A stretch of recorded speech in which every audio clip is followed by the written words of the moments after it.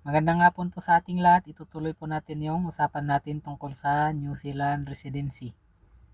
Gusto mo bang magtrabaho dito sa New Zealand at maging residente dito? And then eventually maging citizen?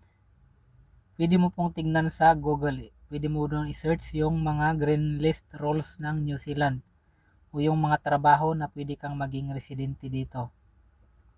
Kung gusto mo naman pong makasigurado, pwede ka pong magtanong sa mga licensed immigration firms o licensed immigration lawyers dito sa New Zealand gaya ng Bagsiklo.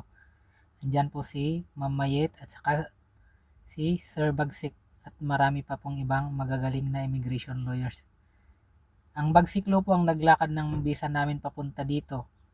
Credits po to Ma'am Mayet and syempre po kay Sir Bagsik. Siya po yung may-ari ng Bagsiklo. Ngayon, tutuloy po natin yung usapan natin. Hindi po ibig sabihin na kung nakapunta ka dito sa New Zealand ay automatic ka nang magiging residente. Wala pong ganun. Gaya po ng pag-a-apply ng trabaho, may mga requirements po yan.